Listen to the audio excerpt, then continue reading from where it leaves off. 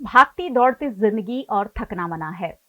जब इस सूत्र को हमने अपना ही लिया है तो बहुत सारी चीजें भी अपने आप हमारे साथ जुड़ गई हैं। बहुत सारे हेल्थ इश्यूज अब हर उम्र के लोगों को परेशान करने लगे हैं। पहले एक वक्त ऐसा होता था कि ज्यादा उम्र के लोग होते थे, उन्हें परेशानियां होती थी, लेकिन अब छोटे बच्चों से लेकर यंगस्टर्स में भी बहुत सारी दिक्कतें हमें देखने मिल रही है, जिसके चलते कई बार हमें डॉक्टर्स को कंसल्ट करना ही पड़ता है। इंजरी, क्योंकि मैंने पहले ही कहा भागती दौड़ती जिंदगी और थकना मना है, ऐसे में भागती दौड़ती जिंदगी में इंजरी भी हमारे जीवन का कहीं ना कहीं हिस्सा बन गई है। कभी कभी छोटी छोटी बातों में इंजरी सिर्फ एक्सीडेंट से नहीं होती है, कभी कभी छोटी छोटी बातों में भी इस तरीके की इंजरी का आप शिकार बनते हैं कि उसका ट्रीटमेंट सही रूप से होना बहुत ज्यादा जरूरी है। आज उसी पर बात होगी। नमस्कार, मैं हूं मयूरिका और आप मेरे साथ देख रहे हैं वीएनएम टीवी। आज हम बात करेंगे स्पोर्ट्स इंजरी पर। स्पोर्ट्स इंजरी को लेकर आपको शायद ऐसा होगा कि खिलाड़ियों को होने वाली इंजरी होती है, लेकिन आज उसी मिसकंसेप्शन को दूर करेंगे समन्वय हॉस्पिटल के जॉइंट रिप्लेसमेंट और sports injury expert doctor Pankaj Patni. Sir, बहुत बहुत स्वागत है स्टूडियो में। Hello, Mayurika, and a very warm hello to all VNM audiences. Sports injury की जब आप बात हम आज कर रहे हैं तो ये सवाल ही सबसे पहले आता है कि स्पोर्ट्स इंजरी आखिर होती क्या है? क्या ये खिलाड़ियों को ही होती है या हर किसी को ये रिलेट कर सकती है? Very nice question actually. जैसे स्पोर्ट्स इंजरीज हम सुनते हैं तो ऐसे ही दिमाग में आता है कि सिर्फ स्पोर्ट्स वालों को होती है। ओवरऑल हाँ, डेफिनेटली स्पोर्ट्स वालों को ज्यादा होती है, पर ऐसा नहीं है कि सिर्फ उन्हीं को होती है। ओके।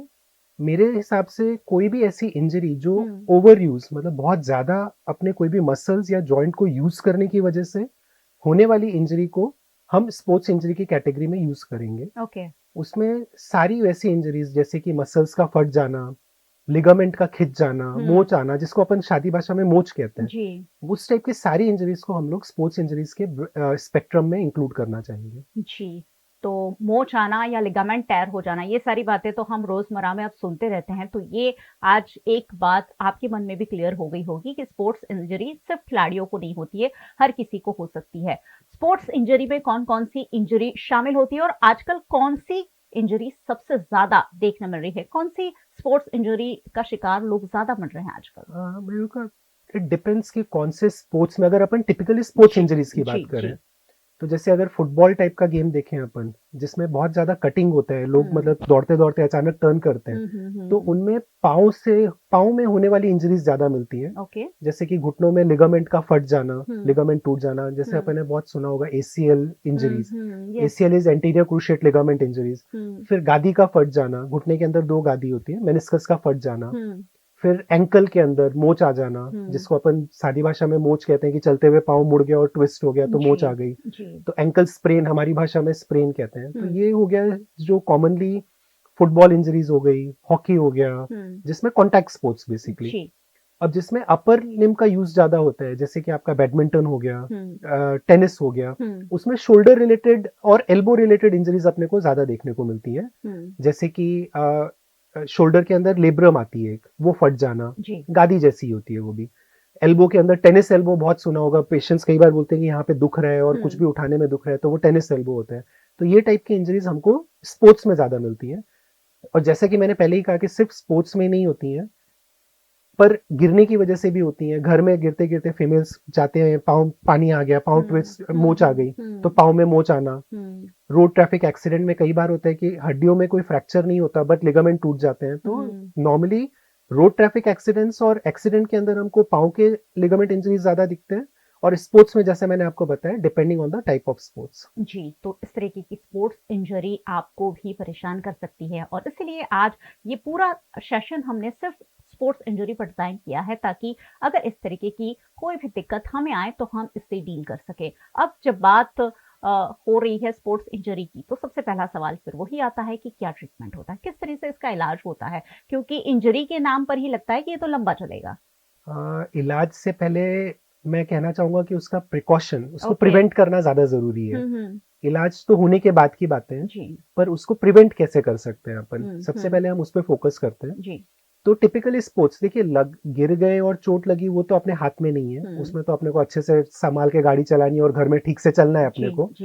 पर स्पोर्ट्स में इंजरी होना स्वाभाविक है बिकॉज वो इतना हाई एड्रेनालिन गेम्स होते हैं, दौड़ रहे हैं, भाग रहे हैं, अपने को ध्यान नहीं रहता। तो पहले प्रिवेंशन के लिए सबसे पहले है कि प्रॉपर वार्म अप होना चाहिए।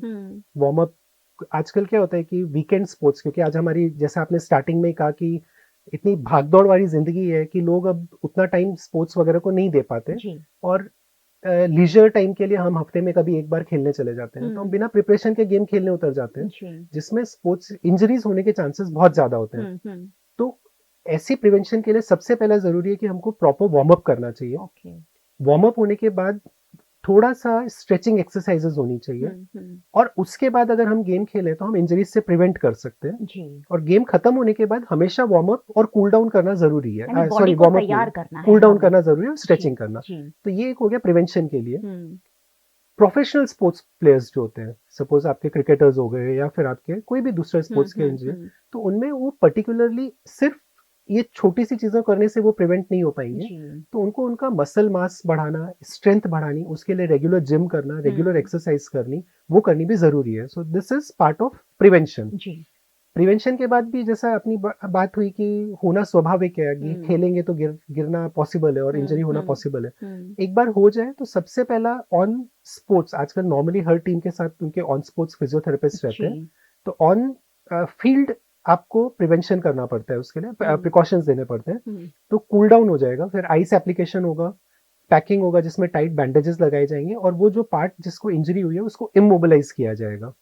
सो वो एक राइस प्रोटोकॉल होता है, रेस्ट, आइस, कंप्रेशन, ट्रीटमेंट होती है वो बेसिकली।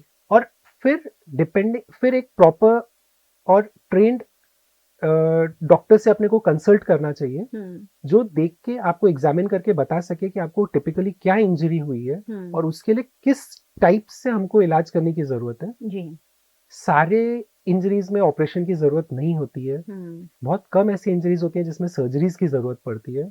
मैक्सिमम टाइम हम उसको रेस्ट और प्रॉपर रिहैब, मतलब फिजियोथेरेपी वगैरह से हम उसको ट्रीट कर सकते हैं। जी, तो ट्रीटमेंट भी हो सकता है जल्द से जल्द कंसल्टेंट डॉक्टर से अगर हम परामर्श करें। और स्पोर्ट्स इंजरी वैसे सालों से होती आई है, लेकिन अब क्योंकि मेडिकल साइंस भी बहुत ज़्यादा एडवांस और डेवलप्ड होता जा रहा है, तो ये सवाल भी ज़रूर उठता है मन में कि क्या अब एडवांस टेक्निक के साथ स्पोर्ट्स इंजरी का ट्रीटमेंट हो रहा है ताकि वो जल्दी भी ठीक हो और पेशेंट को भी बहुत सहूलियत मिले। बहुत ही आपने एकदम सही बात कही है। जैसे जैसे साइंस बढ़ी है वैसे वैसे टेक्नोलॉजीज बढ़ती जा रही हैं, और उसका फायदा डॉक्टर और पेशेंट दोनों को हो रहा है। एक टाइम था जब स्पोर्ट्स इंजरीज को डिटेक्ट करना ही थोड़ा मुश्किल हो जाता था, पर अब बिकॉज ऑफ न्यू टेक्नोलॉजीज उसका जल्दी डिटेक्शन हो जाता है। तो नए डिटेक्शन में आजकल सबसे ज्यादा जो कॉमनली यूज होता है वो एमआरआई है। एमआरआई में हमको वो सारी चीजें भी देखने को मिल जाती हैं जो नॉर्मल एग्जामिनेशन में हम मिस कर सकते हैं। तो सबसे इम्पोर्टेंट जो डिस्कवरी जो टेक्नोलॉजी है वो एमआरआई है। एमआरआई में भी नए नए सुधार होते जा रहे हैं। जो पहले एमआरआई आया करते थे वो उसकी जो कैपेसिटी होती थी, पावर होती थी, उससे अब जो आने लगे हैं वो बहुत ही अच्छे पावर के आने लगे हैं, ज्यादा पावर के आने लगे हैं। तो और ज्यादा सूक्ष्म चीजें हमको दिखने लग गई हैं और डिटेल में हम देख पाते हैं। और डिटेल में देखने का ये फायदा होता है कि जो इंजरीज हम मिस कर जाते थे, तो वो इंजरीज भी अब हम उसको डायग्नोस कर पा रहे हैं, पकड़ पा रहे हैं, जल्दी पकड़ पा रहे हैं, और उसका उसके हिसाब से अनुसार इलाज कर पा रहे हैं। ट्रीटमेंट में देखिए, नया पुराने ट्रीटमेंट तो अभी भी चल रहे हैं, जैसे रेस्ट देना। सबसे पहले मैंने आपको बोला कि हर एक में सर्जरी करने की जरूरत नहीं है, पर हाँ डेफिनेटली जल्दी पकड़ने की वजह से उसका जल्दी इलाज हो पा रहा है। और जिनमें सर्जरीज की जरूरत है, जिस पेशेंट में हमको लग रहा है या जिस स्पोर्ट्स पर्सन में लग रहा है कि इन पेशेंट में लिगामेंट इंजरी या मसल इंजरी इतनी है कि वो दवाई से या फिर रेस्ट वगैरह से ठीक नहीं होने वाली, तो उनमें सर्जरी ऑफर करनी पड़ती है हमको।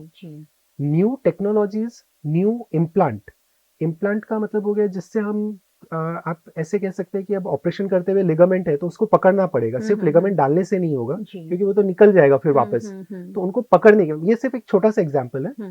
तो ऐसे ही नए इम्प्लांट बहुत मार्केट में आ चुके हैं, बहुत ज्यादा, जिसकी वजह से हम इलाज भी अच्छे से कर पा रहे हैं, पेशेंट को जल्दी से जल्दी हम ऑन फील्ड रिटर्न भेज सकते हैं। देखिए, प्रोफेशनल प्लेयर्स होते हैं, उनकी एक ही रिक्वायरमेंट होती है कि जितना जल्दी वो वापस फील्ड पे जाएंगे तो उनका प्रोफेशनल कैरियर उतना ही अच्छा रहेगा और उतना लंबा चलेगा। तो नए इम्प्लांट्स आ गए हैं जिसकी वजह से ये फायदा हो रहा है कि हम पेशेंट्स को, स्पोर्ट्स पर्सन को जल्दी से जल्दी फील्ड पे वापस भेज पा रहे हैं। आर्थ्रोस्कोपी उसी पार्ट का एक, उसी ट्रीटमेंट पार्ट का एक डेवलपमेंट स्टेज है। पहले ये सारी सर्जरीज बहुत बड़े बड़े कट करके किए जाते थे। जी जी। अब आर्थ्रोस्कोपी की वजह से, जो कि दूरबीन से होने वाली सर्जरीज है, उसकी वजह से ये सर्जरीज हम बहुत ही छोटे छेद से कर पाते हैं। ओके।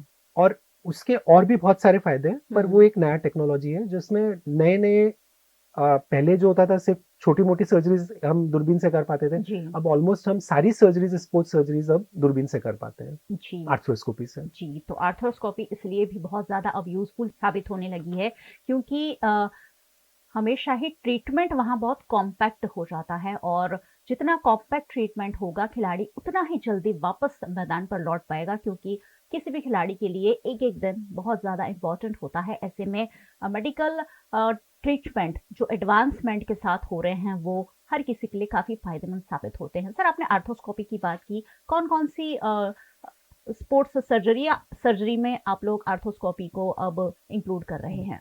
पहले मैं आपके दर्शकों के लिए आर्थ्रोस्कोपी होता क्या है जी। जस्ट बहुत शॉर्ट में समझाना चाहूंगा। दूरबीन से होने वाली सर्जरीज को हम आर्थ्रोस्कोपी कहते हैं। तो अब जैसे आप समझ पा रहे हैं कि दूरबीन से मतलब बहुत छोटे छोटे छेदों से हम उसको करते हैं, जिसमें से एक छेद में से हम दूरबीन डालते हैं और दूसरे में से हमारे इंस्ट्रूमेंट्स जाते हैं। जी। तो वो सर्जरीज को हमारी भाषा में, ऑर्थोपेडिक टर्मिनोलॉजी में, आर्थ्रोस्कोपी कहते हैं। जी। ऑलमोस्ट सारे जॉइंट्स की आर्थ्रोस्कोपी सर्जरी हो सकती है। एक टाइम था जब घुटने की ही ज्यादा होती थी, और आज का एक टाइम है जब घुटना हो गया, हिप जॉइंट हो गया, कंधा हो गया, एल्बो हो गया, मतलब ऑलमोस्ट सारे जॉइंट की हम आर्थ्रोस्कोपी सर्जरी कर पाते हैं। जी। और उसकी वजह से बहुत बड़ा एडवांटेज ये मिला है कि बहुत सारी चीजें जो छुपी भी रह जाती थी खोलने के बाद भी, और मतलब जब हम ओपन सर्जरीज करते थे तो वो जब हमको हमारी खुली आंख से नहीं दिखती थी, तो वो भी जगहों पे हम पहुंच पा रहे, क्योंकि दूरबीन ऐसी ऐसी जगहों में जॉइंट के पहुंच पाते हैं जो आंखों से छुप जाती है। जी। तो ये एक सबसे बड़ा फायदा है आर्थ्रोस्कोपी का। सेकेंड क्वेश्चन आपका था कि कौन कौन सी सर्जरीज कर पाते हैं। तो जैसे मैंने आपको कहा कि ऑलमोस्ट हर जॉइंट के अंदर आप आर्थ्रोस्कोपी कर सकते हैं। अच्छा। और उनसे होने वाली सारी तकलीफों को हम आर्थ्रोस्कोपी से ऑलमोस्ट 90% कैटर कर सकते हैं। फिर भी दर्शकों के लिए कंधों में मसल्स फट जाना, जिसको रोटेटर कफ टेयर कहते हैं, वो एक सर्जरी, कॉमन सर्जरी है। सेकेंड होता है लेब्रम, जिसमें कंधा खिसकने की शिकायत होती है, तो वो सर्जरीज हम दूरबीन से बहुत कॉमनली होती है। घुटने के अंदर लिगामेंट टूट जाना, 2 लिगामेंट है, एसीएल पीसीएल, वो टूट जाते हैं, तो उसका लिगामेंट से सर्जरी हम दूरबीन से करते हैं। और गादी, मेनिस्कस की सर्जरी, तो ये कॉमन सर्जरीज हैं जो रूटीन में day in day out arthroscopy से हो रही हैं। और आर्थ्रोस्कोपी से आप करते हैं तो पेशेंट को रिकवर करने में कितना टाइम लगता है? आई थिंक अलग अलग टाइम होगा, लेकिन हाँ, फिर भी। बिल्कुल, आपने जैसा कहा हर इंजरी के हिसाब से डिपेंड करता है, पर ऑन एन एवरेज आर्थ्रोस्कोपी से रिकवरी बहुत जल्दी आती है, बिकॉज कट नहीं किया तो मसल्स हमारे, हमने उसको डैमेज नहीं किया है। डैमेज नहीं करने की वजह से आपने रिटर्न टू एक्टिविटी बहुत जल्दी हो पाती है। पर ऑन एन एवरेज अगर हम पकड़े तो 6 हफ्ता आप पकड़ के चलिए, कोई भी इंजरी अगर है, मेजर इंजरी जिसमें सर्जरी, और हम मानते हैं कि अगर सर्जरी कर रहे हैं तो मेजर इंजरीज ही है, तो 1.5 महीना मिनिमम निकल जाते हैं, जिसमें पेशेंट को हम वापस उनकी एक्टिविटीज की तरफ उनको हम वापस पुश कर सकते हैं। पर प्रोफेशनल स्पोर्ट्स वो एक अलग ही ब्रीड है, तो उसमें थोड़ा रिकवरी टाइम थोड़ा सा, बिकॉज उनका रिहैब थोड़ा लंबा रहता है। जी बिल्कुल, क्योंकि उन्हें छोटी मोटी इंजरी के साथ भी ग्राउंड में उतरना अलाउड नहीं होता है। ऐसे में बहुत सारे टेस्ट उन्हें पास भी करने होते हैं, और संपूर्ण रूप से फिट होने के बाद ही वो ग्राउंड पर उतरते हैं। आम व्यक्ति के लिए ये जो पीरियड है शायद थोड़ा सा कम हो सकता है, क्योंकि हम ये इंजरी के साथ या उसकी ट्रीटमेंट पीरियड का जो होता है उसके साथ हम अपना छोटा मोटा काम तो कर ही सकते हैं। अब प्रिवेंशन वाली जो बात है उसे मैं फिर से एक बार दोहराती हूँ कि इस तरीके की चीजें ना हो, इसलिए हम बॉडी को कैसे प्रिपेयर कर सकते हैं? क्या कुछ ऐसे विटामिन, क्या फूड, कुछ हमारी लाइफस्टाइल में बदलाव, इस तरीके की चीजें भी क्या इंजरी से हमें बचा सकती है? डेफिनेटली, हेल्दी लाइफस्टाइल तो बहुत जरूरी है, सिर्फ इंजरीज से नहीं, पूरी हमारी एक अच्छी सेहत के लिए। तो प्रोटीन का डाइट, एक कॉम्पैक्ट डाइट होना चाहिए, हर चीज आनी चाहिए उसमें, कार्ब्स भी होने चाहिए, फैट भी होने चाहिए, प्रोटीन भी होनी चाहिए। बट बिकॉज प्रोफेशनल प्लेयर अपना प्रोटीन काफी यूज करते हैं, बिकॉज मसल मास काफी यूज होता है उनका, तो उनको थोड़ी प्रोटीन डाइट ज्यादा लेनी चाहिए। विटामिन वगैरह में B12 है, D3 है, जो आजकल साधारण हमको बहुत दिखने को मिलता है कि लोगों में कम है, जी। तो उसको भी रेगुलर बेसिस पे लेना चाहिए। हम्म। पर हाँ, डेफिनेटली कोई भी मल्टीविटामिन या कोई भी दवाई वाली जो पार्ट है, वो टेस्ट करके डॉक्टर के सुपरविजन में ही लेना चाहिए। जी बिल्कुल। तो किसी भी तरीके की, क्योंकि मैं ले रही हूँ आप भी लें, ये जरूरी कभी नहीं होता है, क्योंकि हर एक की बॉडी में जो कमी होती है वो शायद अलग अलग हो सकती है। ऐसे में अगर आप विटामिन भी ले रहे हैं, बी कॉम्प्लेक्स, D3, तो भी टेस्ट कराने के बाद डॉक्टर से पूछ कर ही लिया जाए तो ज्यादा बेहतर हो सकता है। छोटी मोटी इंजरी से हम अपने आप को बचाए रखें, उसके लिए थोड़ी सी अवेयरनेस बहुत ज्यादा जरूरी होती है, और ये हम सबके लिए काफी यूजफुल भी साबित होती है। सर, क्या कहेंगे हमारे व्यूअर्स को कि हेल्दी रहना ये सब एक आम व्यक्ति के लिए कितना ज्यादा जरूरी है?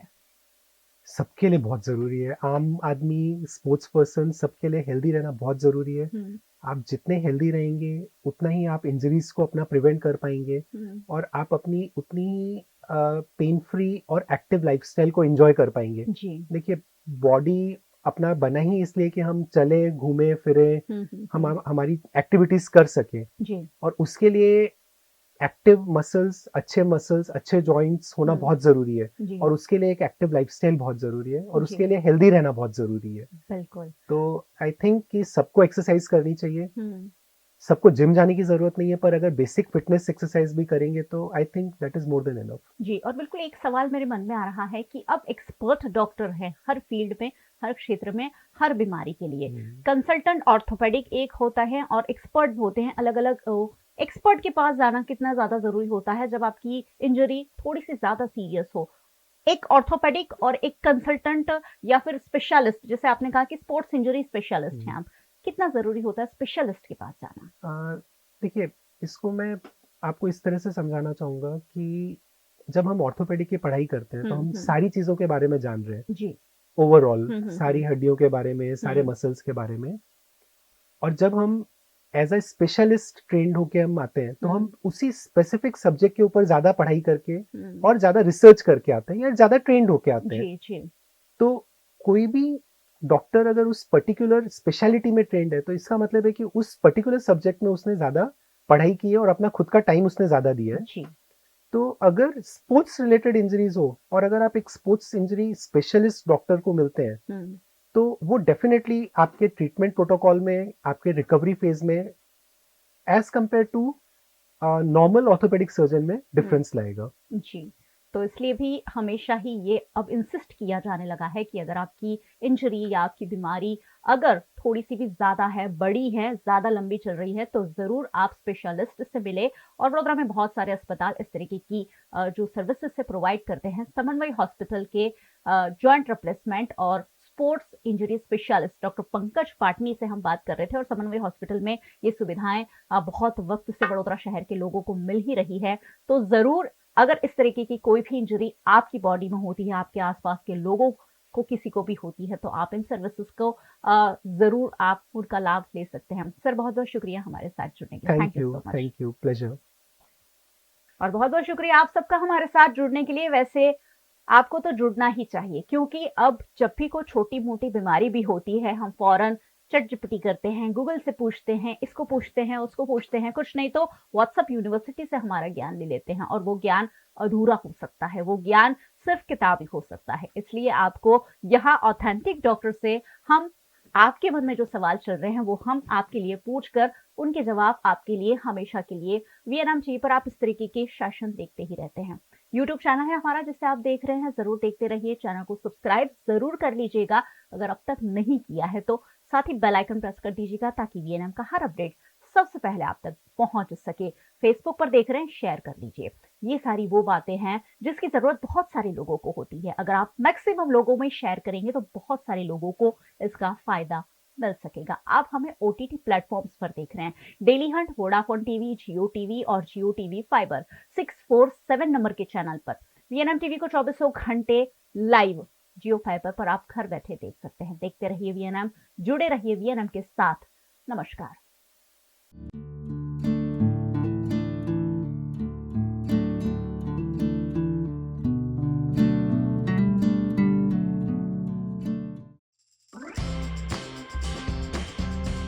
पिछले कई समय से हम कहीं घूमने नहीं गए। चलो ना, हम सब पूरा परिवार कहीं चलते हैं। अरे चलने के लिए तो हम सब तैयार हैं, पर कहाँ और कैसे जाएंगे ये बहुत बड़ा सवाल है ना। अरे टेंशन मत लो, मैंने सब पता कर लिया है। तुम सब बस हाँ बोलो। हाँ हाँ, चलो चलो चलते हैं। तो चलो राइट व्यू टूरिज्म LLC के साथ right way to explore your destination. Right view tourism का है एक्सक्लूसिव पैकेज 3 और 4 star hotel stay, night safari, बढ़िया खाना, एक बेहतरीन लग्जरी टूर। बोलो कहाँ जाना है? Dubai, Vietnam, Singapore, Malaysia, Georgia, Bali और बाकू। बताओ बताओ। कहीं भी चलो, बस चलो। 7 days 6 night का वियतनाम पैकेज, 4 स्टार होटल में स्टे और यहाँ की बेहतरीन जगहों की सैर। सिंगापुर, मलेशिया का 7 days 6 night 3 star hotel stay, Sentosa Universal Studio समेत कई जगहों की सैर। 5 days 4 night पैकेज है दुबई का, 4 और 3 star hotel stay, dhow cruise, desert safari, city tour, miracle garden और बहुत कुछ। जॉर्जिया और बाली पैकेज 7 days और 6 night। वहीं बाकू का पैकेज है 5 days 4 night। इन सभी कंट्रीज को करना है एक्सप्लोर, तो उसके लिए है सिर्फ और सिर्फ राइट व्यू टूरिज्म LLC। चलो फिर मजे करेंगे सब मिलकर। Contact right view tourism LLC, F65 Indiabulls mega mall, 2nd phase, Jetalpur road, Vadodara. 953768 3360, 971 555 406806। Bank of Baroda, light on your balance, heavy on lifestyle. Bank of Baroda का master stroke lite savings account, ना high balance की जरूरत और भरपूर lifestyle benefits. Multiple offers के साथ free debit card, free NEFT, RTGS, IMPS की फैसिलिटी, लॉकर पर फ्लैट 750 रुपीज का डिस्काउंट, हर महीने एक complimentary door step banking service, retail loan पर प्रोसेसिंग चार्ज में छूट और ब्याज दरों में रियायत। आज ही अप्लाई करें bankofbaroda.bank.in। बैंक ऑफ बड़ौदा, आपके भरोसे का बैंक।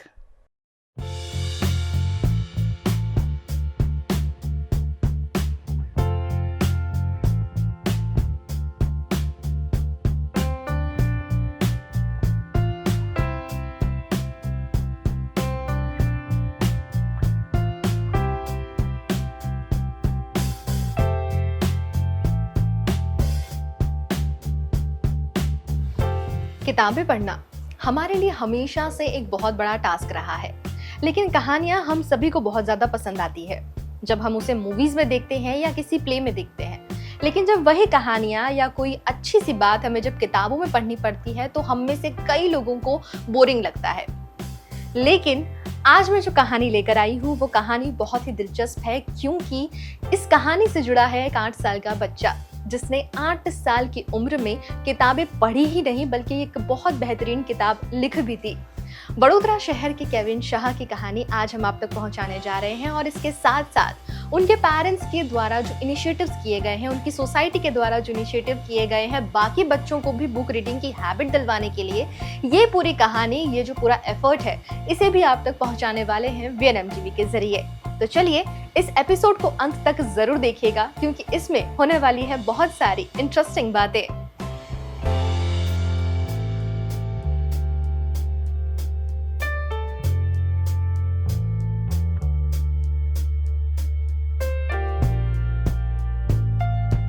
तो आप आज के हमारे जो खास मेहमान हैं उनसे तो मिल ही चुके हैं। केविन शाह के बारे में मैंने आपको कुछ डिटेल्स दे दी, लेकिन अब उसी बच्चे से बात करेंगे जिसने 8 साल की उम्र में किताब लिख दी। फिलहाल वो 10 साल का है और 2 साल पहले ये किताब लिखना हम सब के लिए बहुत बड़ी बात होती है, क्योंकि जब मैं और आप उस एज में थे तो इतना इंटरेस्ट शायद पढ़ाई लिखाई में हमें नहीं हुआ करता था, किताबों में नहीं हुआ करता था। हमारा इंटरेस्ट हमेशा दूसरी चीज़ों में होता है, और स्पेशली अभी का जो डिजिटल युग है तो वो गेम्स में बहुत ज़्यादा इंटरेस्टेड है और बहुत सारी चीज़ों में इंटरेस्टेड है, लेकिन किताब लिखना, किताब पढ़ना, ये अपने आप में बहुत बड़ी बात होती है। तो बिना टाइम वेस्ट किए हम सीधे सीधे केविन शाह से बात करेंगे। मेरे साथ में इस वक्त आप देख रहे हैं जो हमारे आज के स्पेशल गेस्ट हैं, केविन शाह। तो केविन, बहुत सारे दर्शक वेट कर रहे हैं आपकी जर्नी को सुनने के लिए और समझने के लिए। तो सबसे पहले तो यहीं से शुरुआत करूंगी कि इतनी कम एज में आपने बुक लिखी है, तो ये जर्नी कहाँ से शुरू की? पढ़ने का जो शौक था वो कहाँ से शुरू हुआ? जब मैं छोटा था, मेरी मम्मी मुझे लाइब्रेरी ले जाती थी, वहाँ मैं बुक्स पढ़ता था, या फिर मेरी मम्मी मुझे पढ़ाती थी। मैं तब तक बहुत छोटा था। फिर जब मैं बड़ा हुआ, तब मैं खुद की पसंद की बुक्स पढ़ना मैंने शुरू किया। तब से मुझे बुक्स पढ़ना बहुत पसंद और बहुत अच्छा लगता है। ओके, कौन सी बुक से आपने शुरुआत की थी? मैंने ये book Harry the dirty dog, जब मैं 2-3 साल का था तब मैंने ये पढ़ी थी। और उस बुक में एक डॉग था जो वैसे वाइट कलर का था, पर फिर वो गंदा हुआ और उसको नहाना पड़ा, जो उसको बिल्कुल पसंद नहीं था। मुझे बहुत फनी लगी और अच्छी लगी। उसी से मेरी एक जर्नी शुरू हुई।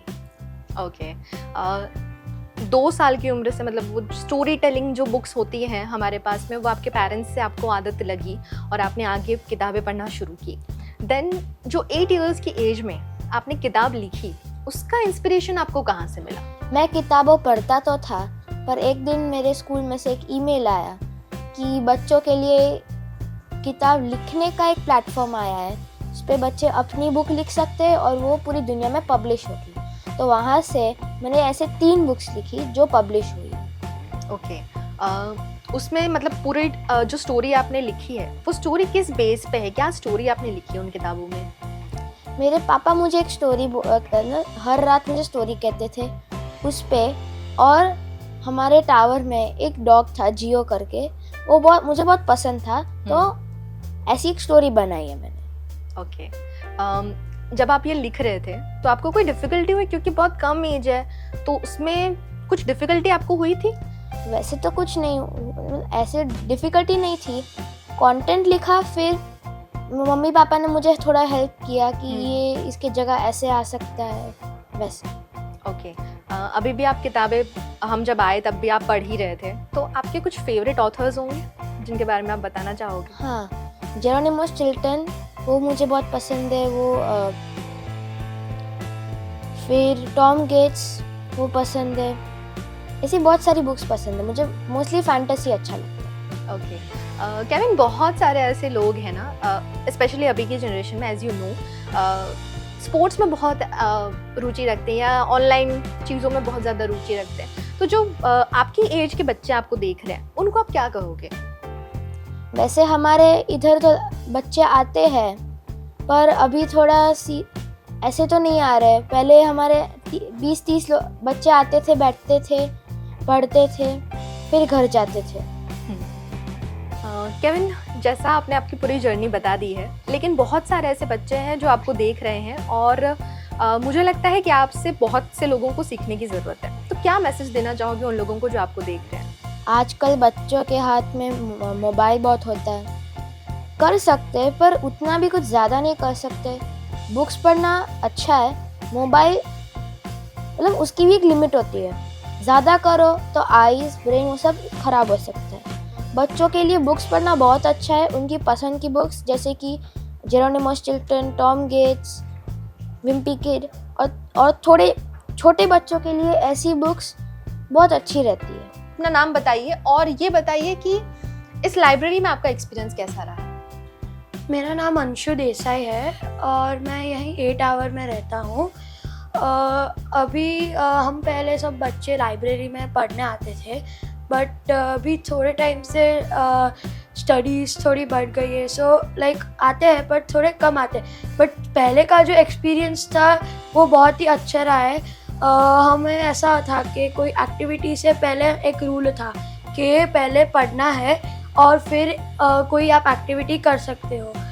और जितनी भी मैंने आज तक इधर एक्टिविटीज़ की है उसमें बहुत मज़ा आया है। और पहले ऐसा होता था कि 6 से 7 इधर लाइब्रेरी में हम पढ़ने आते थे और फिर हम इधर क्वालिटी टाइम मैंने इधर मेरा स्पेंड किया है, और मैंने उसी के साथ एक मेरी बुक भी लिखी है, गिफ्ट ऑफ सैंटा। ओके, इस बुक को आपने लिखा, ये बुक मैं दर्शकों को बता देती हूँ, the gift of Santa written by Anshu Desai. इसकी स्टोरी के बारे में अगर आप बताएं ऑडियंस को, एक समरी दें तो क्या देंगे? या सो ये स्टोरी लाइक 5 to 8 इयर्स के बच्चों के लिए मैंने बनाई है। इट्स बेसिकली एक शॉर्ट स्टोरी है जिसमें ये मैंने दिसंबर क्रिसमस के बेस पे बनाई है, जहाँ एक लड़की होती है और उसका फ्रेंड जो एक कन्वर्सेशन करते हैं कि क्रिसमस में उनका क्या प्लान है। फिर क्रिसमस के नाइट पे वो लड़की को सरप्राइजिंगली सांता दिख जाते हैं, और स्टोरी ऐसी थी कि वो लड़की को सांता बहुत टाइम से गिफ्ट नहीं दे रहे थे, but one night of Christmas Santa उनको सरप्राइजिंगली उनके चिमनी से पास होते दिख जाते हैं। तो फिर वो जो बेसिक कन्वर्सेशन है लड़की और सांता के बीच में, वो है इस स्टोरी में। जिस एज में हम स्टोरीज सुनना पसंद करते थे, यहाँ के बच्चे उस एज में किताब लिख रहे हैं, और मुझे नहीं लगता कि इससे आगे हमें और भी कुछ बोलने की ज़रूरत है। लेकिन बहुत सारे ऐसे बच्चे हैं जो इस लाइब्रेरी को बहुत यूज़फुल साबित कर रहे हैं और ये मैसेज लोगों तक पहुंचा रहे हैं कि क्यों किताबें बहुत ज़रूरी हो जाती हैं। तो आगे भी हम जो बच्चे हैं यहाँ के, उनसे बात करेंगे और उनसे जानेंगे कि वो इस बारे में क्या कहना चाहेंगे। तो चलिए और भी बच्चों से बात करते हैं। सबसे पहले आपका नाम बताओ। मेरा नाम मिहिर गांधी है। ओके, इस लाइब्रेरी में आप आते हो पढ़ने के लिए, हाँ। कितनी यूज़फुल रही है ये लाइब्रेरी आपकी लाइफ में? एक्चुअली मुझे इस लाइब्रेरी से बेनिफिट ये हुआ है कि मैं बुक्स बहुत तेज़ पढ़ता था, इसलिए बहुत जल्दी जल्दी मुझे नई बुक्स ऑर्डर करनी पड़ती थी। इसके वजह से मेरे पास बहुत ज़्यादा बुक्स हो गई थी, इसलिए यहाँ मुझे और वैरायटीज़ मिली और मुझे बिना बुक्स खरीदे मेरे को बहुत सारी बुक्स पढ़ने को मिली और नई नई चीज़ें सीखने को मिली। ओके, फटाफट बुक पढ़ना पसंद था, मतलब कब से पढ़ रहे हो आप बुक्स? मैं मतलब जितना टाइम मुझे याद है मैं पढ़ता था, और मेरे को पहले तो पिक्चर बुक्स अच्छी लगती थी, बहुत छोटा था तब। फिर मैं नॉर्मल बुक्स पढ़ने लगा, पहले मैंने एनसाइक्लोपीडिया से स्टार्ट किया, उसके बाद मैं धीरे धीरे फिक्शन में आया और अभी थोड़ी सेल्फ हेल्प बुक्स भी पढ़ता हूँ। ओके, सो यहाँ की जो लाइब्रेरी, यहाँ पर जो किताबों का कलेक्शन है, उन कलेक्शन से आपको क्या फ़ायदा हुआ है? कौन सी ऐसी बुक है जो आपको बहुत ज़्यादा इंस्पिरेशन लगी है? मतलब और बुक्स पढ़ने के लिए? हाँ, नहीं, कौन सी सबसे अच्छी लगी है, बेस्ट लगी है? मैं यहाँ diary of a Wimpy kid करके बुक्स पढ़ता था, तो वो बहुत एंटरटेनिंग होती थी, बहुत फ़नी होती थी, इसलिए मुझे वो पढ़ना बहुत पसंद था। मैंने 2 बुक्स भी लिखी है ब्री बुक्स पे, और उसमें से मेरी एक स्टोरी एक बुक में भी पब्लिश हुई है। इसमें आप को ऑथर हैं या? एक्चुअली ये कंपटीशन के थ्रू ये बाय यंग ऑथर्स करके बुक छपी थी, उसमें जो विनर्स थे उस कंपटीशन के, उनकी स्टोरीज इसमें प्रिंट की गई है। ओके, तो उसमें मेरी स्टोरी भी है। ओके, और ये 2 बाकी बुक्स? ये मैंने ब्री बुक्स पे लिखी है, ये मैंने लिखी थी जब मैं 10 साल का था और ये जब मैं 11 साल का था। तो यहाँ पे हम जितने भी बच्चों से बात करते जा रहे हैं वो इतना शॉक कर रहे हैं हम लोगों को, क्योंकि जैसा मैंने कहा कि उस एज में हम ज़्यादा कुछ सोचते नहीं हैं, लेकिन ये जो बच्चे हैं ये फॉर श्योर कुछ बहुत बड़ा करने वाले हैं अपनी लाइफ में, क्योंकि छोटी छोटी उम्र में जो कहानियाँ वो लोगों तक पहुँचा रहे हैं वो बहुत बड़ी बात है। तो चलिए आगे भी हम बाकी बच्चों से बात करते हैं। सबसे पहले आपका नाम बता दो, और मैंने बहुत ऐसे क्वेश्चंस पूछ लिए हैं इन लोगों को कि ये लाइब्रेरी कैसे उनको बेनिफिशियल हुई है। मुझे लगता है इसका जवाब तो मुझे ऑलरेडी मिल गया है, लेकिन जो लोग आपको देख रहे हैं ना, स्पेशली आपकी एज के बच्चे, उनको आप क्या कहना चाहोगे? मेरा नाम रियांशी शाह है, और मतलब मेरी एज के बच्चे को मतलब मैं वही कहना चाहूँगी कि लाइब्रेरीज़ में अलग अलग टाइप की बुक्स होती है, और ऐसे उससे मतलब अलग अलग टाइप्स की, जैसे मॉरल स्टोरीज होती है, कोई फ़नी होती है, कोई किड्स की होती है, उसमें हमें अलग अलग बेनिफिट्स होते हैं एंड उससे हमें अच्छी अच्छी सीख भी मिलती है। तो मैं तो वही कहूँगी कि लाइब्रेरी में डेली नहीं तो जितना पॉसिबल हो टाइम आप जितना स्पेंड कर सकते हो उतना आप करो लाइब्रेरी में। ओके, अपनी स्कूल के साथ में ये रीडिंग हैबिट्स को बनाए रखना, ये कैसे करते हो आप? कब कब पढ़ते हो आप? मतलब जब भी फ्री टाइम हो, और स्कूल में मैं एक बुक लेके जाती हूँ, स्टोरी बुक। जब भी स्कूल में फ्री टाइम हो तब मैं पढ़ती हूँ, या फिर घर पे आके जब भी मुझे थोड़ा सा बोर होता है तब मैं पढ़ लेती हूँ। यहाँ पर लाइब्रेरी में सिर्फ रीडिंग के अलावा बहुत सारी चीज़ें होती हैं, बहुत सारी एक्टिविटीज़ भी कराई जाती है। जैसे हमने यहाँ पे एंट्री किया तो हमने देखा, तो क्या कहोगे उसके बारे में, जो माहौल है उसके बारे में? मेरा नाम क्रिया शाह है और यहाँ पे जो एक्टिविटीज़ होती है ना, उसमें करने के लिए इतना मज़ा आता है। और वो एक्टिविटीज़ में हमने एक बार बॉल बनाया था, फिर रावण बनाया था, और ऐसे सारे जैसे फेस्टिवल्स चलते रहते हैं उसके अकॉर्डिंग एक्टिविटीज़ भी नई नई आती रहती है। ओके, उन एक्टिविटीज़ से आपको आपकी कुछ स्किल्स अपग्रेड हुई हैं? हाँ, पहले मुझे ओरिगामी में इतना इंटरेस्ट नहीं रहता था, पर ये एक्टिविटीज़ करने के बाद मुझे उसमें इतना ज़्यादा इंटरेस्ट आ गया है कि मैं जब भी फ्री होती हूँ तो मैं वो करने का सोचती हूँ।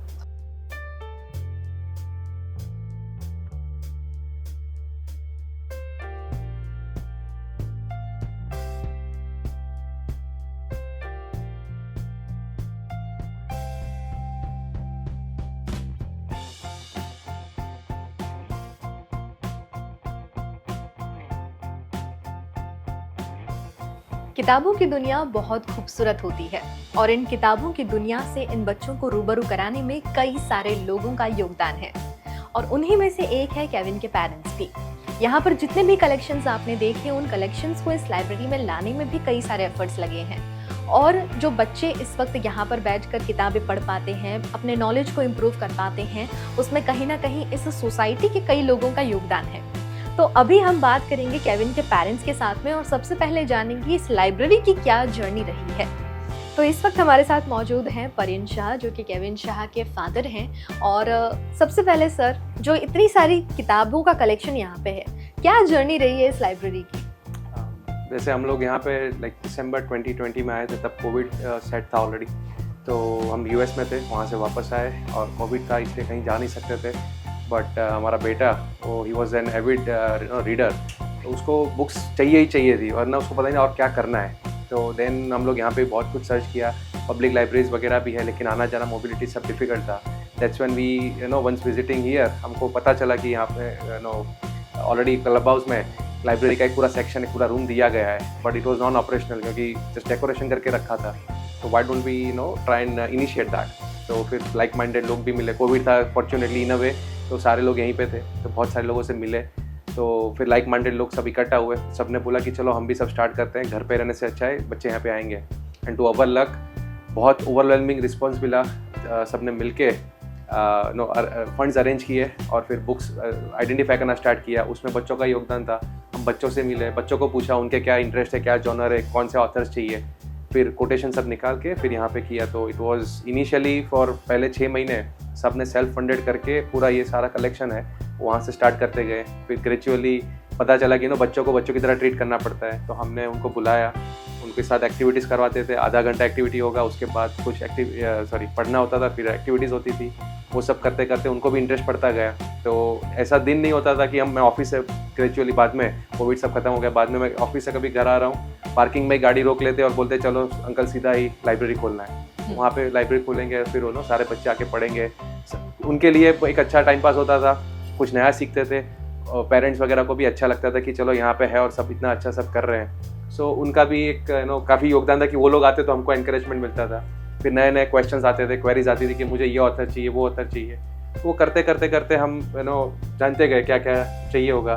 फंड्स आ रहे थे, लोग जेनरसली डोनेशन कर रहे थे, हम भी कुछ लेके आ रहे थे, अपनी अपनी बुक्स भी लोग डोनेट कर रहे थे। तो वैसे करते करते अभी we are housing I think close to about 2000+ books in this room, और बच्चे आते हैं और पढ़ते हैं। सो इसी तरह से हमारा कारवा बुक्स को लाने का चलता रहा। और जैसे ये करते गए, कुछ सीनियर सिटीजन्स थे वो भी आते थे, तो उनके लिए भी थोड़ी बुक्स हमने इकट्ठा की है, और वो भी एडल्ट सेक्शन में, प्लस गुजराती में भी कुछ बुक्स है। इन बच्चों के लिए हम एकेडमिक्स नहीं तो और कई तरीके से सीखे, तो हिंदी और इंग्लिश बायलिंगुअल अपना बुक्स भी आती है, वो भी हमने वी हैव हाउस दैट। तो हम बाल गोकुलम में भी विजिट करने गए, उन लोग को एमएसएमसी लाइब्रेरी में विजिट किया है। तो जितना भी हो सकता है एक कलेक्टिव एफर्ट डाल के सब लोग मिलके उनका ओवरऑल एनरिचमेंट करने का ट्राई करते हैं। ओके, तो चलिए अब बात करते हैं किंजल शाह के साथ में, और उनसे भी जानेंगे इस लाइब्रेरी से जुड़ी कुछ खास बातें, और जो केविन की लाइफ की जर्नी है उससे भी जुड़ी कुछ खास बातें जो आपके लिए थोड़ी इंस्पिरेशन साबित हो सकती है।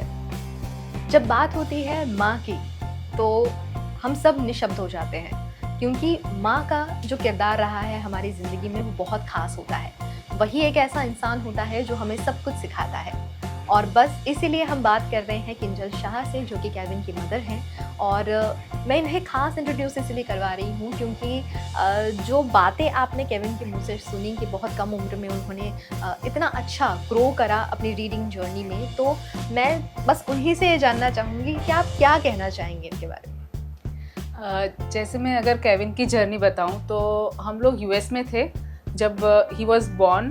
तो बचपन से ही वहाँ पे हम अकेले थे, फैमिली में सिर्फ हम तीन ही थे।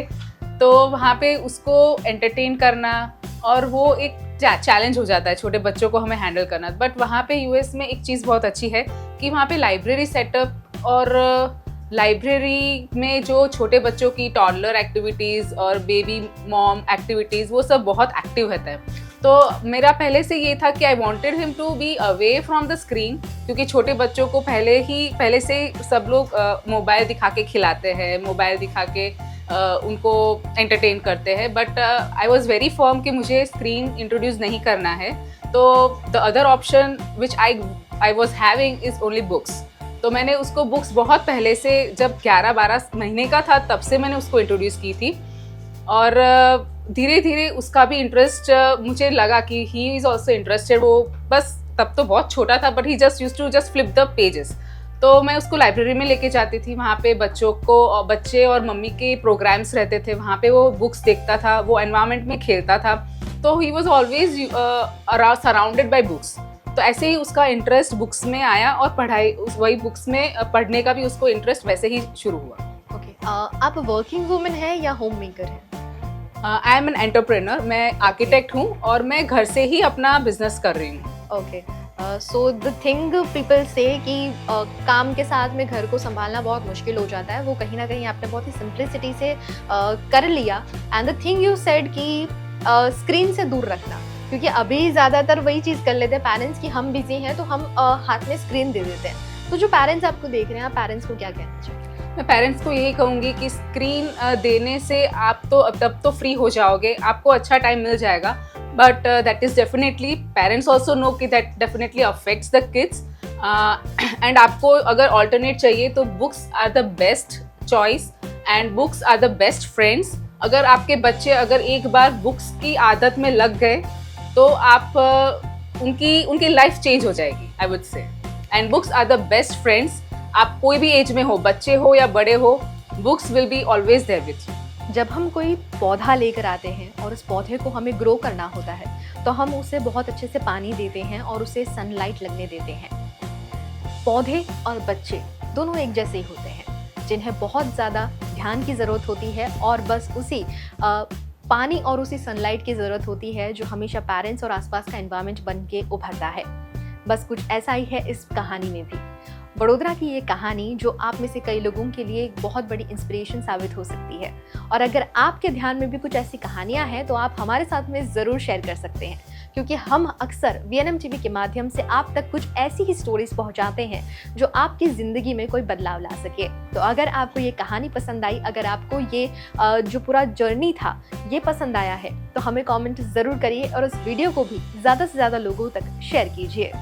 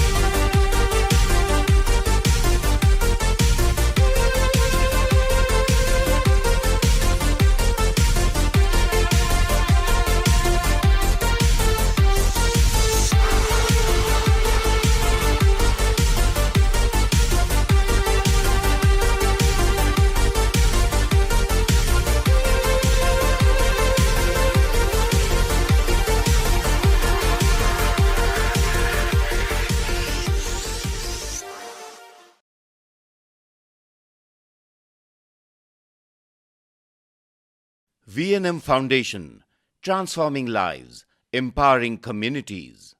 Inspired by the late Sri A.D. Vyas's life journey, the V&M Foundation was established in 2018, dedicating and making a positive and enduring impact on lives of individual and community. V&M Foundation is working on issues that can improve the society today and tomorrow: health and education, environmental wellness, inclusion, women empowerment, sports, art and culture. Collaborate with us. Sponsor a project through an annual CSR fund. Support activities and events for community welfare. Elevate your brand through annual association with V&M Foundation. Volunteer your time and skill. Donate now and claim an 80G tax exemption. V&M Foundation is registered under Section 80G of the Income Tax Act. V&M Foundation, transforming lives, empowering communities. For more details, contact 918734872606 or 919879572606.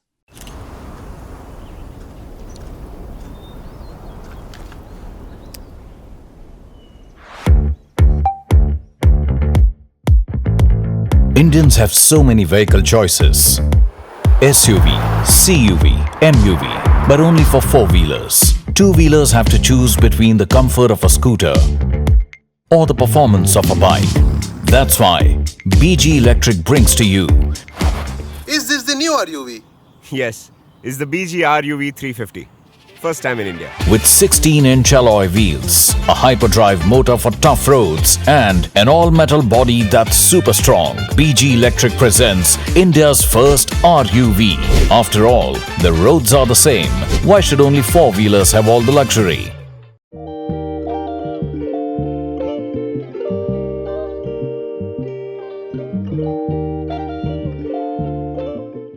Vadodara, ये शहर सिर्फ अपनी कला और संस्कृति के लिए ही नहीं बल्कि उस अपनेपन के लिए पहचाना जाता है जो हर मौसम के साथ एक नई कहानी बुन देता है। जैसे जैसे हवा में ठंडक उतरती है, सड़कों पर गर्म चाय की खुशबू फैलती है, वैसे वैसे वडोदरा की गलियों में एक और रौनक लौट आती है।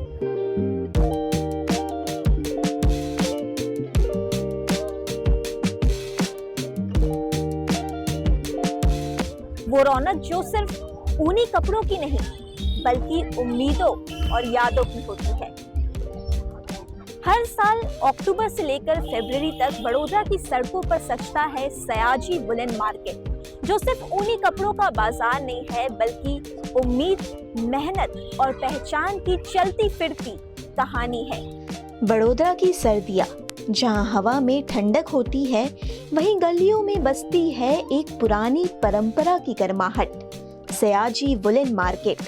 करीब 22 साल पहले इस मार्केट की शुरुआत हुई थी श्री राम शिंदे द्वारा एक छोटे से प्रयास के रूप में, ताकि देश भर के ऊनी व्यापारियों को एक साझा मंच मिल सके। और यही सपना महाराजा रंजीत सिंह गायकवाड़ के नेतृत्व और मार्गदर्शन में एक पहचान में बदल गया। सर्दी की आहट बेहद करीब है और जैसे ही वडोदरा की गलियों में ठंड की सरसराहट महसूस होती है, हर कोई रुख करता है तिबेटियन मार्केट की ओर, क्योंकि वडोदरा का तिबेटियन मार्केट बेहद मशहूर है। लेकिन जैसा कि आप जानते हैं कि V&M TV हमेशा आपके लिए वायरल नहीं, वैल्यूबल कहानियां लेकर आती है। और इसी कड़ी में मैंने आपको पहले ही बताया, हम आप पहुंचे हैं वडोदरा के सयाजी वुलन मार्केट में, जो तिबेटियन मार्केट से बिल्कुल ही अलग है और अपने आप में बेहद खास है। इस वक्त हमारे साथ परविंदर सिंह जी मौजूद हैं, जो सयाजी वुलन मार्केट के प्रेसिडेंट हैं। तो चलिए उनसे जानेंगे हम कि Sayaji woollen market Tibetan market से किस तरह से अलग है और आपके दिल के करीब है। सयाजी वुलन मार्केट कुछ खास है, तो किस तरह से खास है? सबसे पहले बड़ौदा वासियों को, आप सभी को हमारी ओर से नमस्कार जी। जैसे आपको बता दूं मैडम, ये तिब्बत बाजार के बाजू में इंडिया बाजार का सयाजी वुलन मार्केट हमने नाम दिया है। और ये मार्केट को करीब 20 साल कंपलसरी यहाँ पे हो चुका है और प्रोडक्ट सेम है। तिब्बत मार्केट का हमारा प्रोडक्ट सेम है। अच्छा और क्वालिटी में कोई डिफरेंस क्वालिटी में कोई डिफरेंस नहीं, उससे बेटर क्वालिटी हमारे पास वैरायटीज मतलब वहाँ पे सेम आपको देंगे हमारे पास। डिफरेंट कश्मीर हैंडलूम वाले हमारे पास में है, कुछ अलग उनसे हट करके भी हमारे पास में चीजें हैं, बहुत अच्छे अच्छे आइटम हमारे पास में। आप बड़ौदा वासियों को मैं रिक्वेस्ट करता हूँ, आप आइए यहाँ पे, फिर मतलब बार्गेनिंग वगैरह हो जाती है। बड़ी बात तो जो प्रोडक्ट वहाँ पे मिलेगा सेम मैं आपको दूंगा यहाँ पे। अगर वो आपने वहाँ पे 1000 रुपए के लिए वही चीज आपको 700 में मिलेगी मैडम। यहाँ पे कितना डिफरेंस है, प्रोडक्ट सेम मिलेगा आपको। ये मैं आपको बार बार कहता हूँ, अभी भी कह रहा हूँ मैडम, प्रोडक्ट लुधियाना में ही बनता है, लुधियाना में से ही वो लाते हैं, लुधियाना से हम लोग लाते हैं। फर्क इतना है, वो कुछ हिमाचल के लोग हैं, देहरादून के लोग हैं, वो यहाँ पे आते हैं। बाकी हम जो हमारे दुकानदार हैं, कोई हमारे लोकल हैं, बड़ौदा के लोकल लोग हैं, पंजाब के, हरियाणा, यूपी, उत्तरांचल, बंगाल, महाराष्ट्र, सभी तरह के हमारे पास दुकानदार हैं। करीब 20 साल से स्टोर लगाते हैं। ऑल ओवर इंडिया से यहाँ पे जो सेलर्स हैं वो आते हैं। जी मैडम।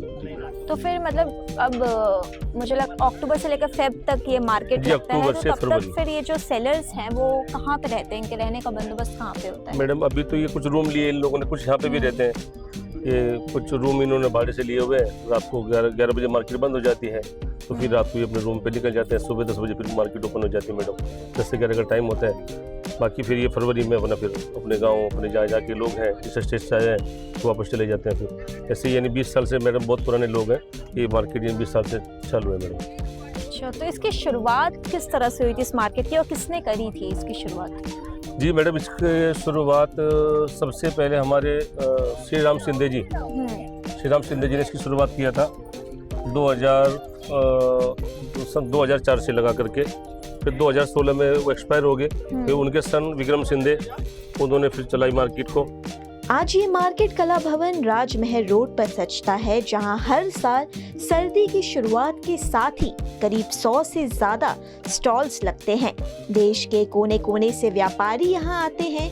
कश्मीर से लेकर लुधियाना तक, दिल्ली से लेकर राजस्थान तक, हर कोई अपने हुनर, अपनी मिट्टी और अपनी उम्मीदें लेकर यहाँ पहुँच जाता है। ये मार्केट सबसे पहले पोलो ग्राउंड पे लगती थी। अच्छा। तो फिर वहाँ पे जगह का थोड़ा इशू हुआ, वो ये जगह थोड़ी बड़ी थी।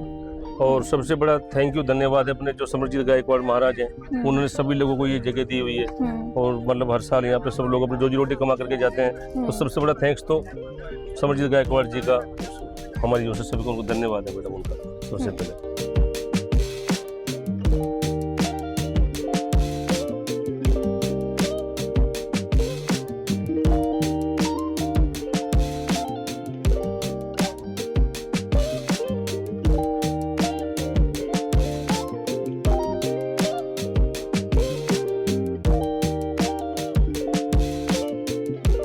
जैसा कि हम देख रहे हैं कि ऑनलाइन का ज़माना है, मतलब लोग ऑनलाइन शॉपिंग में अभी ज़्यादा भरोसा करने लगे हैं, तो उस वजह से यहाँ की ग्राहकी में कोई कमी नज़र आती है?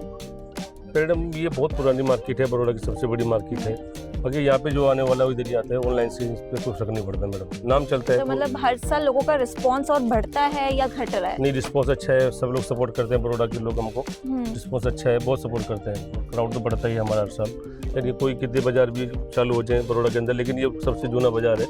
यहाँ पे मतलब पब्लिक यहाँ आती है, बहुत प्यार देते हैं बड़ौदा के लोग हम लोग को, बहुत अच्छा है।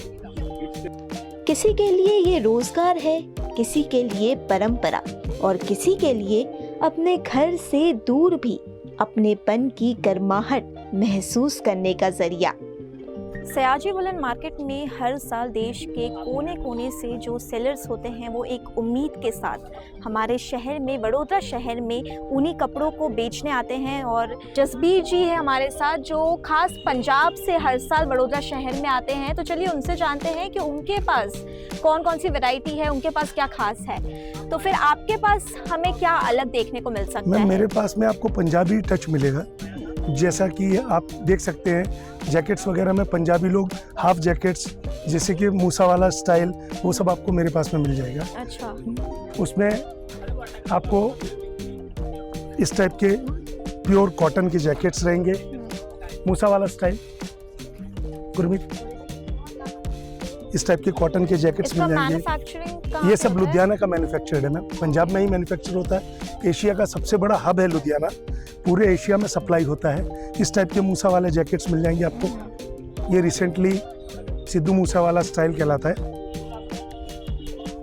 आपको इस टाइप के हाफ जैकेट्स मिल जाएंगे। ये नॉर्थ स्टाइल कहलाता है पूरा, और स्पेशली हम लोग मफलर्स वगैरह में डील करते हैं। ये पंजाबी स्टाइल के मफलर्स मिल जाएंगे आपको, ब्रॉड एंड लॉन्ग इस टाइप के। तो अगर आप ये वीडियो देख रहे हैं और आप जेन ज़ी हैं तो आपके लिए ये बेस्ट ऑप्शन हो सकता है, क्योंकि यहाँ पर आपको ट्रेंडी जैकेट्स की बहुत सारी वैरायटीज़ देखने को मिल सकती है। जैसा कि इन्होंने बताया, सिद्धू मूसेवाला के स्टाइल में यहाँ पर जैकेट को डिज़ाइन किया गया है, तो फिर ये आपके लिए बेस्ट ऑप्शन हो सकता है। और मैं आपसे ये पूछना चाहती हूँ कि भारत में मतलब इतने सारे राज्य हैं, तो बड़ौदा शहर को ही आपने क्यों चुना? मैम वडोदरा क्योंकि जैसा कि आप जानते हैं कि वडोदरा को पूरे इंडिया में बिजनेस हब कहा जाता है। ओके। जैसा कि बहुत पूरे देश में यहाँ से इंडस्ट्रियल वर्किंग बहुत लोगों को मिलता है, बहुत सारा काम है यहाँ पर, और अच्छे लोग हैं यहाँ पर। जो लोग हैं उनका रहन सहन जो है बहुत सिंपल और सीधा है। तो हमारे पंजाबी जो है वो अपना कल्चर थोड़ा सा इधर डिस्ट्रीब्यूट करने के लिए आते हैं कि हम एक दूसरे से मुलाकात करें, एक दूसरे को जानें, एक दूसरे के बारे में जानें। उस तरीके से हम आके यहाँ पर अपना कल्चर थोड़ा सा एक्सप्लेन करना चाहते हैं। तो पंजाब और गुजरात में, वडोदरा में मतलब क्या डिफरेंस आपको नजर आता है? मैम डिफरेंस सिर्फ खाने पीने का है, बाकी कल्चर से रिलेटेड थोड़ा बहुत डिफरेंस है। मोस्टली ह्यूमन बींग्स तो सब एक से ही हैं, एक दूसरे को बहुत प्यार से मिलते हैं, एक दूसरे से अच्छे से बात करते हैं। हमारे देश का यही एक गरिमामय टच है कि हम एक दूसरे को बहुत जल्दी एडॉप्ट कर लेते हैं।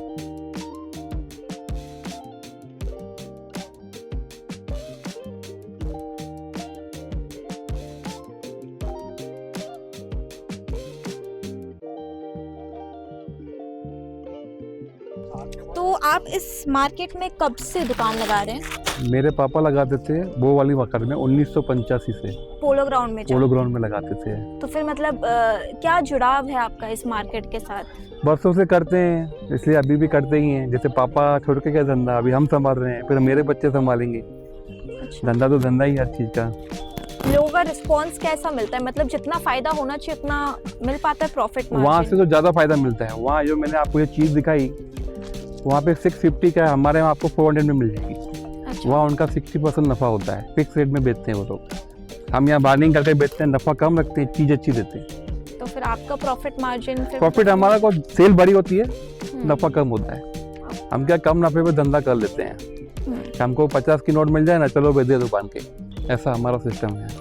कस्टमर को नाराज नहीं करते, कस्टमर का ही चलता है इधर, तो हमारा नहीं चलता है। से आप मतलब यहाँ पर दुकान लगा रहे हैं, तो क्या क्या बदलाव आपको देखने को मिले? सयाजी वुलन मार्केट सिर्फ ऊन और कपड़ों का मेल नहीं, बल्कि भारत की विविधता और वडोदरा की आत्मा का मेल है, जहाँ हर साल ठंडी हवाओं के बीच गर्म मुस्कुराहटें भी बिकती है और हर स्टॉल एक नई कहानी कहता है। हम बड़ौदा से ही हैं, यहीं लोकल रहते हैं। हमारा मैन्युफैक्चर जो है पंजाब होता है। तो ये सारे जो प्रोडक्ट्स लेकर आते हैं आप कपड़े, वो पंजाब से सब पूरा मैन्युफैक्चर लुधियाना होता है, पूरा मैन्युफैक्चर। दुनिया में किसी भी कोने में जाओगे, कश्मीर से लेकर कन्याकुमारी तक पंजाब में मैन्युफैक्चर होता है। सब लोग वहीं से माल लेके बेचते हैं। कोई लोग घर से चाइना से माल नहीं लाता है, सिर्फ फैब्रिक जो है ना इम्पोर्ट होता है, मैन्युफैक्चर पंजाब होता है। तो इस करके सब चल, जैसे जैसे ठंडी आएगी तो ठंडी होती है तो ऑटोमेटिक ग्राहक ऑटोमेटिक आता है। जिससे पहले स्टार्टिंग में बच्चों के चलते हैं, फिर जैसे बच्चों के चलते थे वो बड़ों के चलते हैं, जैकेट है, स्वेटर है, सब लेने आते हैं। जैसे स्टॉल वगैरह हैं, शॉल है, शॉग है, सब वैरायटी अपने पास होता ही है। तो जैसे कस्टमर आएगा, जैसे रिक्वायरमेंट करेगा, ऐसे हम उनको देते हैं। जैसे लेडीज़ के ब्लाउज आते हैं, short blouse, long blouse, half blouse, सब चीज़ अपने पास अवेलेबल होती है। और भी वैरायटी होती है, जैसे कि मफलर हो गया, और अपना ये बड़े लॉन्ग स्वेटर हो गए, हाफ कोटी हो गई, और अपने लेडीज़ वेयर है, ये जेंट्स वेयर है, लंबे कोट हैं, विंटर के all item, total all variety हमारे पास मिल जाती है। जैसे कि हैंगलोज हैं, टोपी है, कैप है, और वैरायटी अपने पास मिल जाती है हर एक शॉप के अंदर।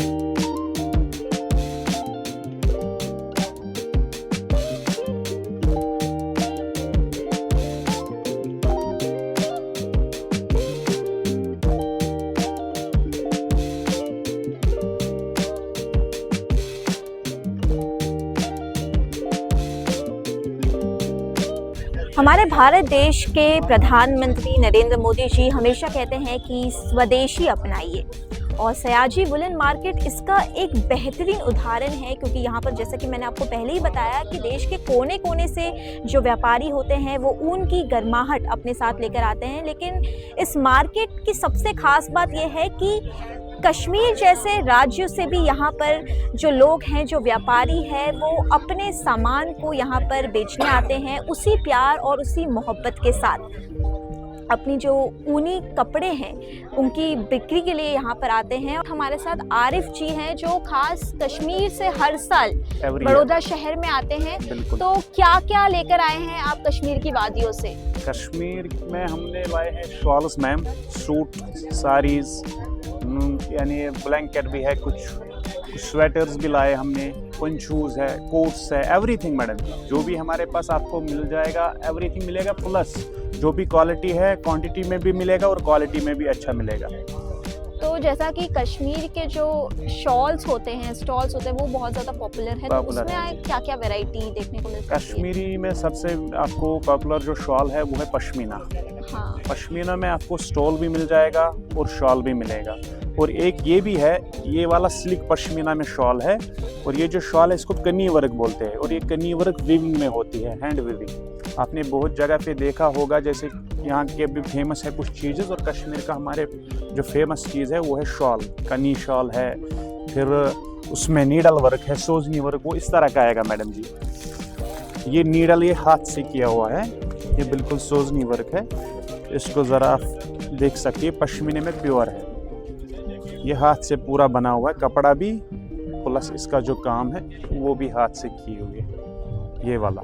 और इसी में एक चीज़ और होता है, ये वाला, इसको बोलते हैं कलमकारी, ये भी पश्मीने के ऊपर ही किया हुआ है, ये थोड़ा एक्सपेंसिव होते हैं, एक्सपेंसिव प्लस एक्सक्लूसिव आइटम ही है। और यहाँ पे जो हमारा, हम यहाँ पे लगभग 25 साल से, मेरा बड़ा भाई है, मैं खुद 15 साल से यहाँ पे सर्व कर रहा हूँ। मैं 15 साल से यहाँ पे बड़ौदा में, लगभग हमको हो गए 25 साल मेरे बड़े भाई को, और मैं खुद 15 साल से यहाँ पे हूँ।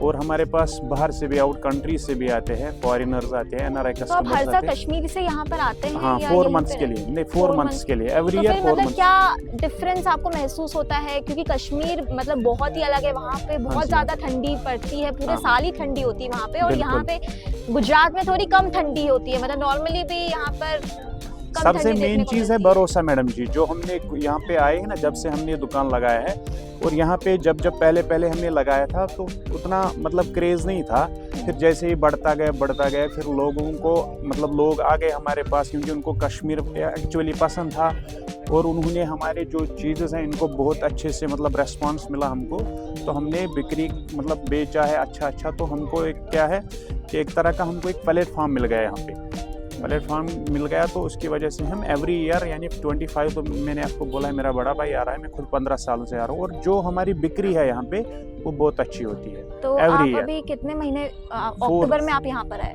हाँ, 4 मंथ्स के लिए। कश्मीर में कहाँ से हैं आप? मैं डिस्ट्रिक्ट अनंतनाग से हूँ, और तहसील हमारा पहलगाम है, वो एक खूबसूरत जगह से मैं हूँ। बिल्कुल। तो अभी जैसा कि मेरा सवाल आपसे है कि पहलगाम अटैक के बारे में वो तो बिल्कुल हम, तो उसके बाद कश्मीर का माहौल कैसा है, कुछ हाँ, वो तो थोड़ा क्या चीजें बदली है? थोड़ा बहुत तो मैडम जी, जैसे टूरिज्म का रश था, बहुत सर पे था, मतलब बिल्कुल इतना पहलगाम क्योंकि बहुत ही खूबसूरत जगह है। जैसे अभी हाल ही में मतलब टूरिस्ट स्पॉट बन रहा था। अभी खुल गए हैं, धीरे खुल रहा है, और थोड़ा आने लगे हैं वापस, क्योंकि वो एक हादसा था वो जो हुआ, उसके लिए हम मतलब सब कश्मीरी उसके लिए कंडम करते हैं और अफसोस करते हैं कि वो नहीं होना चाहिए था, बट वो तो लोगों के बीच में अभी भी वो डर है? नहीं, डर नहीं है बिल्कुल। मैं जैसे मैं भी लगभग 10-15 दिन पहले घर से आया तो टूरिस्ट आने लगे थे, टूरिस्ट आ भी रहे हैं, और धीरे बढ़ जाएगा, वापस बढ़ जाएगा। जैसे कि मोदी जी है सेंटर में, तो उन्होंने लोगों के अंदर मतलब वो विश्वास पैदा किया है, तो उन्होंने उनको बोला कि मतलब कि आप जाओ कश्मीर, ऐसा कुछ भी नहीं था, वो एक इंसिडेंट था, वो हो गया। और मतलब कश्मीर खूबसूरत तो है ही, साथ ही मतलब लोगों का बहुत ही ज़्यादा खौफ भी उससे जुड़ा हुआ है कि वहाँ पे हम देखते हैं कि जो आतंकवादी हमले होते हैं वो ज़्यादा से ज़्यादा कश्मीर में ही देखने को मिलते हैं। तो कभी ऐसा नहीं लगता है कि कश्मीर को छोड़ के कहीं और शिफ्ट हो जाए? नहीं, ऐसा क्या जुड़ाव है मतलब कश्मीर के साथ? एक आप शायद कश्मीर नहीं गए हो, जब आप कभी कश्मीर जाओगे तो आपको खुद ब खुद मालूम पड़ेगा कि वहाँ के लोग, वहाँ के मतलब हॉस्पिटलिटी, वहाँ के लोग कैसे हैं, वहाँ के मतलब प्लेसेस जो भी जहाँ भी आप जाओगे, फिर आप देखोगे कि हाँ धीरे धीरे आपको मतलब मन बढ़ेगा कि हाँ मैं दोबारा और दोबारा कश्मीर जाऊँ। ऐसा लोगों के बीच में बहुत ही ज्यादा मोहब्बत है। हाँ वो तो है ही मैडम, वो तो है। यहाँ के लोग भी अच्छे हैं, जैसे यहाँ के लोग कोऑपरेटिव है, गुजरात के लोग, खासकर हम बड़ौदा सिटी में भी है, ये यहाँ पे भी बहुत अच्छे लोग हैं। हमको लगभग कम से कम कुछ न कुछ तो 1000 से 1500 कस्टमर होंगे हमारे यहाँ जो हमको जानते हैं। मैं 15 साल 14 साल का था जब से मैं यहाँ आ रहा हूँ, मेरी एजुकेशन भी हो रही थी और ये भी, तो हम मतलब यहाँ पे अच्छा है तो इसलिए हम आते हैं यहाँ पे। यहाँ पे भी हॉस्पिटलिटी भी अच्छी है, लोग भी अच्छे हैं, सब एवरीथिंग इज गुड। तो आप इस मार्केट को एक रोजगार की तरह देखते हैं? बिल्कुल बिल्कुल बिल्कुल, ये तो हमारे रोजी रोटी है। जैसे हम लास्ट ईयर यहाँ से गए, फिर कश्मीर में भी चला था, फिर जो अटैक हुआ था उसके बाद जो भी हमने कुछ सेविंग की थी वो इसी ग्राउंड से हमने सेव किया था, तो उससे हमारा आज तक मतलब चला। कश्मीर बंद होने के बाद, वो पहलगाम अटैक होने के बाद अब मतलब चीजें नॉर्मल हो गई है फाइनली? बिल्कुल बिल्कुल नॉर्मल हो गए, एवरीथिंग इज ओके। जैसा आपका बड़ौदा शहर शांत है, वैसा हमारा कश्मीर भी शांत है। तो जैसा कि मैंने आपको पहले ही बताया कि सयाजी वुलन मार्केट अपने आप में ही बेहद खास है, क्योंकि यहाँ पर आपको मिलेंगे हाथों से बुने हुए कश्मीरी शॉल्स, नाजुक पश्मीनी स्टॉल्स और वो पारंपरिक एम्ब्रॉयडरी जो सदियों से कश्मीर की पहचान बने हुए हैं। और इसलिए मैं बार बार कह रही हूँ कि ये जो मार्केट है वो आपके दिल के बेहद करीब है, क्योंकि यहाँ पर आपको भारत के अलग अलग राज्यों की मिट्टी की खुशबू महसूस होगी।